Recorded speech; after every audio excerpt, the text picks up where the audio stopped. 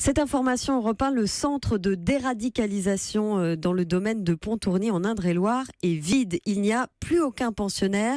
Le centre était ouvert depuis le mois de septembre. Il était censé accueillir des volontaires susceptibles de basculer dans le djihadisme. Bonjour Salomé Legrand. Bonjour. Vous nous révélez donc ce matin sur Europe 1 que le tout dernier pensionnaire a été exclu du centre hier. Et oui, parce qu'il a été condamné hier pour violence et apologie du terrorisme.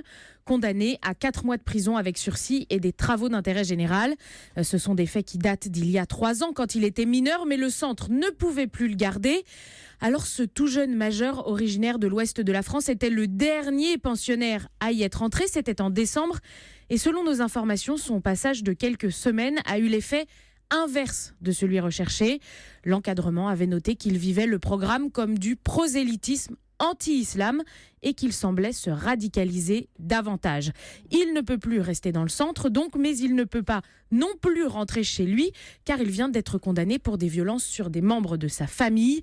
Du coup, ça va peut-être vous paraître absurde, mais il va donc passer quelques jours à l'hôtel, toujours suivi par les services de l'État, le temps de lui trouver une structure d'accueil. Mais Salomé, où sont passés tous les autres pensionnaires ? Et il va devenir quoi ce centre qui est vide maintenant ? Eh bien, tous les autres pensionnaires sont rentrés chez eux. Ils étaient 5 il y a quelques semaines. Depuis l'arrestation d'un d'entre eux en permission à Strasbourg, le climat n'était plus serein.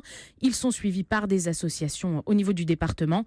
Malgré tout cela, le ministère de l'Intérieur ne remet pas en cause l'existence du centre. Les profils accueillis pourraient même varier. Enquête signée Salomé Legrand avec